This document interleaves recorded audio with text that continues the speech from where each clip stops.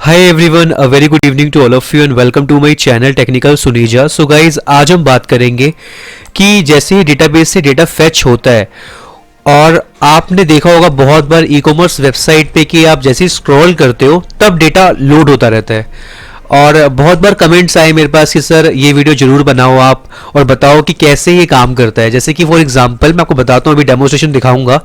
हमारे पास कुछ पोस्ट होती है या फिर आप ई कॉमर्स वेबसाइट देखते होगे, आप जैसे ही स्क्रॉल करते हो प्रोडक्ट्स लोड होने शुरू हो जाते हैं, ठीक है। और अगर प्रोडक्ट नहीं होते डेटाबेस में तो फिर लिखा आता है नो डेटा फाउंड या समथिंग, जो एरर भी आपको प्रिंट करवाना हो आप करवा सकते हो। तो इस डेमोस्ट्रेशन के अंदर वो फंक्शनैलिटी हम अचीव करेंगे, नंबर 1। नंबर 2, यहाँ पे हमने यूज किया है jQuery, अजेक्स और कंप्लीटली जैसे आपको पता है थोड़ा सा रिस्पॉन्सिवनेस करने के लिए हम बूटस्ट्रैप यूज करते हैं और बैकएंड में हमने यूज किया है PHP, ठीक है। तो अभी जो आप गाइस देख रहे हो पोस्ट 10 है और ये जस्ट एक डमी टेक्स्ट है। तो ये जिसने अपलोड किया है उस ऑथर का नाम है, तो आप लोगों ने सब्सक्राइब कर रखा है चैनल, तो ये राजशेखर। तो ये जस्ट मैंने रैंडम कमेंट्स निकाले और ये उन लोगों के नाम ही है जो आप लोग वीडियो को लाइक करते हैं, शेयर करते हैं, और ऐसे ही मेरे को लगा कि आप लोगों के नाम मैं यहाँ पे डाल देता हूँ। तो देखिए मैं आपको डेमोस्ट्रेशन दिखाता हूँ, उसके बाद हम चलेंगे कोडिंग पार्ट पे। तो यहाँ पे हो क्या रहा है, देखिए यहाँ पे कुछ डेटाबेस के अंदर मेरे पास एक टेबल है, डेटाबेस का नाम टेस्टिंग है और यहाँ पे जो टेबल है वो है tbl_post। तो मैंने यहाँ पे क्या है कुछ डमी रिकॉर्ड्स डाल दिए हैं जो कि 10 आर्टिकल समझ लो, 10 आप पोस्ट समझ लो। तो ऐसे आपके पास कोई भी टेबल हो सकते हैं जिसपे आपको अप्लाई करना हो ये फीचर की डेटा लोड हो, but as per your requirement it is just kind of pagination. आपने देखा होगा पेजिनेशन में हम क्या करते हैं, पेजिनेशन में आप लोग क्या करते हो कि एक पेज पे फॉर एग्जाम्पल आपको 7 रिकॉर्ड्स दिखाने हैं, देन आप चाहते हो कि नेक्स्ट वाले रिकॉर्ड्स नेक्स्ट पेज पे आए। तो आपने बहुत बार पेजिनेशन में देखा होगा ये चीज, तो यहाँ पे यही चीज है, it is just kind of pagination. हमने एक सेट कर रखा है कि हमें एक पेज पे इतने रिकॉर्ड्स दिखेंगे, बट आफ्टर उसके बाद फिर डेटा लोड होगा, then data will come from database, then अगर डेटा नहीं मिलेगा तो एरर आ जाएगा नो डेटा फाउंड, ठीक है। ऐसा ही कुछ हम देखेंगे अभी कोड में भी जो मैं आपको बोल रहा हूं अभी। तो अभी यहाँ पे क्या है, मेरे पास 10 रिकॉर्ड्स हैं, बट हमने चेक लगा रखा है कि एक पेज पे 7 रिकॉर्ड्स ही रहेंगे। मतलब कि देखिए मैंने स्क्रॉल, जैसे मैं स्क्रॉल करूंगा एक इवेंट अकर होगा, देखिए ये देखिए प्लीज वेट, आगे डेटा, ये देखिए please wait no data found. तो हमने क्या कर रखा है अपने कोडिंग पार्ट में, हमने सेट कर रखा है कि 7 रिकॉर्ड पर पेज दिखेंगे, देन वो चेक करेगा डेटाबेस में, डेटा लेके आएगा और उसके बाद फिर डेटा और आएगा। अगर डेटा नहीं मिलेगा तो क्या होगा, नो डेटा फाउंड। मैं आपको दोबारा दिखाता हूं, ये देखिए स्क्रॉल किया क्या आ गया, प्लीज वेट, फिर प्लीज वेट, डेटा नहीं मिला। तो इस तरीके से यहां पे आप इमेज भी लगा सकते हो। आपने बहुत बार देखा होगा जिफ इमेज होती है जो सर्कुलेट बार बार घूमती रहती है, आप वो भी लगा सकते हो, पर हमने यहाँ पे सिंपल बटन यूज किया है।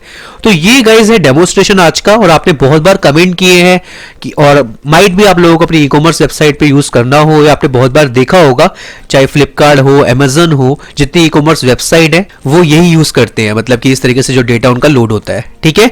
तो हम ये अचीव करने वाले हैं jQuery अजेक्स की हेल्प से।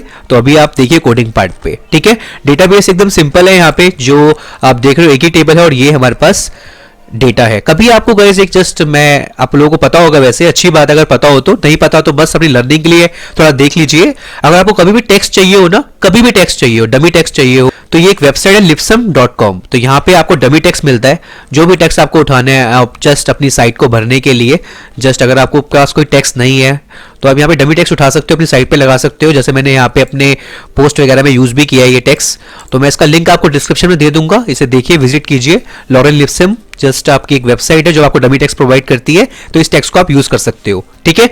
तो गाइज यहाँ पे करते हैं इसे बंद, और यहाँ मैं आपको बताने वाला हूँ कोडिंग पार्ट कैसे काम कर रहा है। चलिए प्रोजेक्ट पे, तो यहाँ मेरे पास 2 फाइल्स है, एक है index.php, एक है fetch.php, ठीक है। तो कंप्लीटली यहाँ पे अजेक्स यूज किया है, index.php से अजेक्स कॉल जाएगी, fetch.php से डेटा लेके आएगी और फिर वो पॉपुलेट हो जाएगा डेटा index.php पे।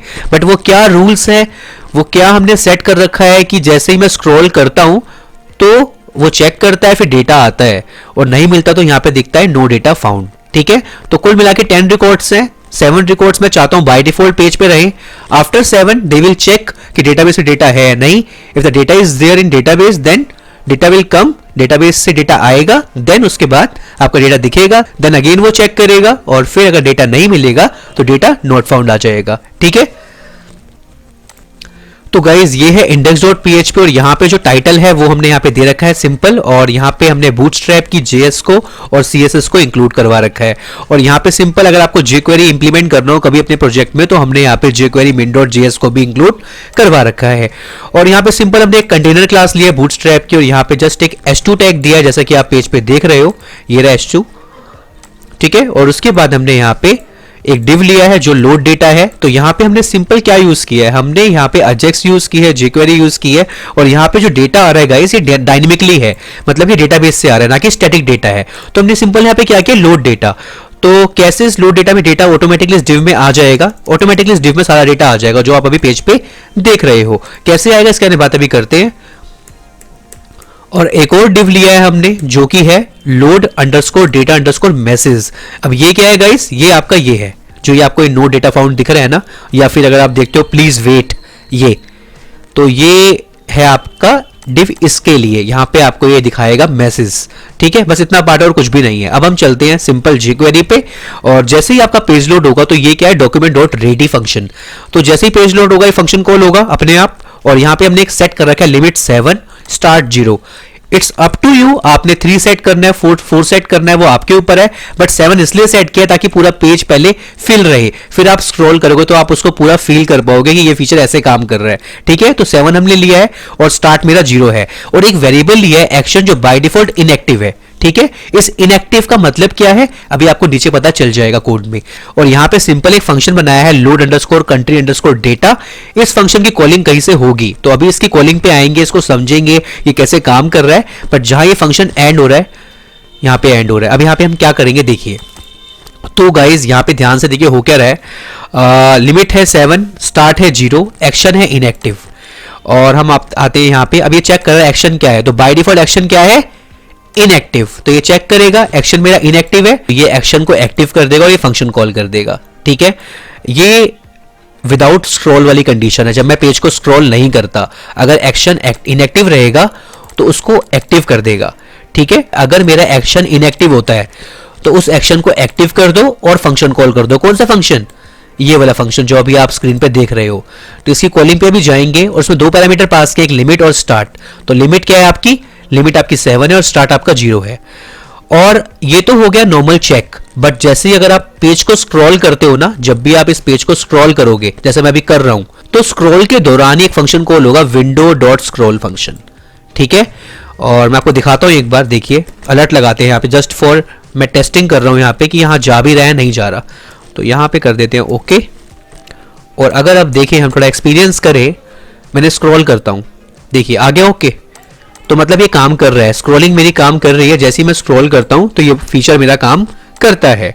अब यहाँ पे सिंपल एक इफ कंडीशन लगा रखी है, window.scrollTop प्लस window.height अगर ग्रेटर देन है लोड डेटा.height से, तो जितना भी डेटा आएगा करंट टाइम पे वो यहाँ पे आएगा लोड अंडरस्कोर डेटा पे। तो यही हमने आईडी निकाल ली यहाँ पे, जब डेटा आ जाएगा वो हाइट। तो मतलब कि window.scrollTop प्लस window.height अगर ये ग्रेटर देन है जो डेटा आपका आया है, और एंड आपका एक्शन इनएक्टिव है, तो ये इफ कंडीशन ट्रू हो जाएगी। मैं क्या कहना चाहता हूं इसको थोड़ा सा और अच्छे समझते हैं। अगर मैं यहां से कॉपी करता हूं इसको और यहां पे अलर्ट पे लगाता हूं, तो पहले समझ तो नहीं कि ये है क्या, ये कैसे हाइट देता है। तो window.scrollTop टॉप से आपको हाइट देगा जितना आप स्क्रॉल करोगे। कैसे, ये देखिए, मैंने रिफ्रेश किया पेज को, मैंने स्क्रॉल किया, इसने मुझे 7 दिया, 342 समथिंग कुछ आया था, तो वो आपकी हाइट हो गई। प्लस इसको कॉपी करते हैं टॉप से, ये जो भी मैंने आपको बताया ये टॉप से कर रहा है, इसे कॉपी किया। अब जितना आप स्क्रॉल करोगे आपको ये वो हाइट दे देगा 654। ठीक है, प्लस पुरानी वाली, दोनों को प्लस करके जो डेटा आपका आया है पेज के ऊपर वो हाइट। तो ये दिखाता हूं मैं आपको, कॉपी करते हैं, इसे पेस्ट करते हैं यहां पे। अब देखिए जितना डेटा आया है, कितना आया है, ये 931, ये हाइट है एक्चुअली, ये और वो आपके 2 कंडीशन जो भी आपने निकाली, टॉप वाली और विंडो डॉट हाइट, अगर ये ग्रेटर देन होगी तो यहाँ पे ये ग्रेटर देन ही है। अब अगर आप प्लस करोगे 600 और 300 को तो वो इससे ज्यादा ही बैठेगा, लोड अंडरस्कोर हाइट से, तो इससे ज्यादा बैठेगा। एंड आपका एक्शन क्या है, इनएक्टिव। तो एक्शन मेरा बाय डिफॉल्ट क्या है, इनएक्टिव ही है। जब मैं स्क्रॉल करता हूं तो एक्शन मेरा क्या होता है, इनएक्टिव होता है। ठीक है, तो यहां पे हमने क्या किया गाइस, हमने सिंपल यहां पे, तो यहां पे सिंपल एक्शन मेरा क्या हो गया फिर एक्टिव। यहां पे हमने क्या कर दिया, सेट कर दिया कि एक्शन एक्टिव हो जाए। और स्टार्ट की वैल्यू क्या है मेरी 0, लिमिट की क्या है 7, दोनों प्लस हो जाएंगी, स्टार्ट में चली जाएंगी। और यहां पे फंक्शन लगा रखा है, तो ये सेट टाइम आउट फंक्शन क्या करेगा, जैसे इफ कंडीशन में आएगा तो यहाँ पे 1 सेकंड लगा रखे हैं, मतलब 1 सेकंड के बाद ये फंक्शन कॉल होगा जब आप स्क्रॉल करोगे। स्क्रॉल करते दौरान ये फंक्शन, इफ कंडीशन चेक होती है तो ये फंक्शन कॉल हो जाएगा हर 1 सेकंड के बाद। और यहाँ पे क्या पास कर दिया हमने, load underscore continue underscore data में लिमिट और स्टार्ट। अब ये जाएगा लिमिट और स्टार्ट लेके यहाँ पे, और सिंपल अजैक्स कॉल है fetch डॉट php पोस्ट, हम लिमिट भेज रहे हैं, स्टार्ट भेज रहे हैं, और कैशे हमने फॉल्स कर रखी है, कैसे में कुछ स्टोर ना हो। तो चलते हैं fetch डॉट php से, वहां से जो भी रिस्पॉन्स आएगा इस डेटा के पास आ जाएगा। तो fetch dot php guys simple limit और स्टार्ट को रिसीव किया, डेटाबेस कनेक्शन एस्टेब्लिश किया, उसके ऑब्जेक्ट पे हमने अभी फंक्शन कॉल करेंगे। जस्ट एक सिंपल कस्टम क्वेरी बनाई है, select star from table name, order by post ID और डिसेंडिंग ऑर्डर, मतलब कि हमने क्या कर दिया, जो डेटा है वो डिसेंडिंग ऑर्डर में आए। ठीक है, और उसके बाद हमें लिमिट सेट कर दी, जो स्टार्ट है और आपकी लिमिट है। ठीक है, 0 और 7, तो 0 और 7 तक रिकॉर्ड आएंगे और रिजल्ट में स्टोर हो गया। अब आपको पता है कि जो डेटा हमें रिसीव होता है वो एरे की फॉर्म में होता है, एसोसिएटिव एरे की फॉर्म में। सिंपल फंक्शन कॉल किया, mysql i underscore fetch underscore array, अपना ऑब्जेक्ट पास किया और व्हाइल लूप लगा के अपने डेटा को निकाला, टाइटल निकाला, डिस्क्रिप्शन निकाला, और यहाँ पे एक p टैग यूज किया है जो कि क्लास हमने यूज किया बूटस्ट्रैप की। अलाइन मेरा क्या रहेगा, राइट बाय ऑथर का नाम, तभी आपको ये ऐसा दिख रहा है गाइस। मैं आपको दिखाता हूं एक बार, तभी आपको ये ऐसा दिख रहा है। ठीक है, क्लियर है। और फिर हमने इको करवा दिया, तो ये जो रिस्पॉन्स है गाइस ये ऑटोमेटिकली कहां चला जाएगा, इस डेटा के पास। तो यहां पे इस डेटा के पास सारा डेटा आ गया है, और मैंने क्या कर दिया, इस डिव के ऊपर अपेंड लगा दिया, मतलब कि जो डेटा आया है ऑटोमेटिकली इस डिव के अंदर चला जाए। तो हमने क्या किया, load underscore data dot append data, तो सारा डेटा चला गया। इफ इन केस अगर डेटा नहीं आता तो क्या आता, हमने क्या किया, load underscore data underscore message, जो आपने यहां पे दे रखा है डिव। तो यहां पे हमने क्या किया गाइस, सिंपल HTML एक बटन बनाया और क्या लिखा, नो डेटा फाउंड, और एक्शन का रखा उस स्टेज पे, एक्टिव रखा। ठीक है, अपने वेरिएबल की वैल्यू का सेट कर दी एक्टिव। और अगर डेटा आया है, हमारे केस में डेटा आया तो एल्स पे जाएगा, और मैसेज का सेट कर दिया, सिंपल क्लास लगाई प्लीज वेट, और एक्शन का रख दिया इनएक्टिव। क्लियर है, एक्शन क्या है, इनएक्टिव। तो यहां पे हो क्या रहा है, हमने यहां पे एक्शन दे दिया इनएक्टिव, तो ये यहां पे एक चेक लगाए कि अगर एक्शन इनएक्टिव होता है तो एक्शन एक्टिव कर दो, और यहां पे लिमिट और स्टार्ट दे दो। तो गाइस मैं आपको बताता हूं कि इस चेक का यहां मतलब क्या है। तो इस चेक का मतलब यह है कि बाय डिफॉल्ट जो आपको डेटा दिख रहा है जब आप स्क्रॉल नहीं करते हो, तो वो क्या है, ये इसकी हेल्प से आपने एक्शन चेक किया इनएक्टिव है, और उसने क्या कर दिया, एक्शन को एक्टिव कर दिया, और आपने 0 और 7 भेजा, और वहां पे ये चीज फंक्शन कॉल हुआ, डेटा आया, डिस्प्ले हो गया। बट जब आप स्क्रॉल करते हो तो स्क्रॉल के लिए क्या है मेरे पास, ये चीज। तो फॉर एग्जांपल आपने देखा कि बाय डिफॉल्ट आपको डेटा दिख गया, जैसे आप स्क्रॉल करोगे तो ये आया प्लीज वेट, आपने फिर स्क्रॉल किया, अब नो डेटा फाउंड आया। तो जब आप स्क्रॉल करते हो तो ये चीज तब कॉल होगी, फिर ये चेक करेगा हाइट अगर ग्रेटर देन होगी, फिर एक्शन इनएक्टिव दिखेगा, और फिर एक्शन एक्टिव कर देगा। देखिए दोनों केस में क्या कर रहा है, अगर इनएक्टिव देखता फिर एक्शन एक्टिव ही कर रहा है, मतलब ये एक्टिव कर देगा, लास्ट जो भी डेटा आ गया उस केस तक एक्शन एक्टिव हो गया। ठीक है, फिर आप स्क्रॉल करोगे फिर वो चेक करेगा, तो इस तरीके से है। ठीक है, सो गाइस ये एक डेमो था जो मुझे लगता है कि आपकी रिक्वायरमेंट को फुलफिल कर देगा, और मैं उम्मीद करता हूं कि आपको ये अच्छे से क्लियर होगा।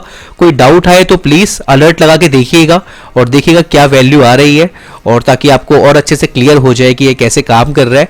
और अगर आपको सोर्स कोड चाहिए हो तो कमेंट सेक्शन के अंदर अपनी ईमेल आईडी को ड्रॉप कर दीजिएगा, मैं 24 आवर्स के अंदर कोड सेंड कर दूंगा। बहुत जल्दी वेबसाइट लाने की कोशिश करूंगा मैं, ताकि आपको सारा सोर्स कोड वेबसाइट से ही मिल जाए हमारी, और आपको बार बार कमेंट ड्रॉप करने की जरूरत ना पड़े। सो guys thank you so much for watching this video. अगर अच्छा लगा हो तो लाइक कीजिएगा, शेयर कीजिएगा, और चैनल को सब्सक्राइब कर लीजिएगा guys for more videos. Thank you so much for watching this video, मिलते हैं नेक्स्ट वीडियो में।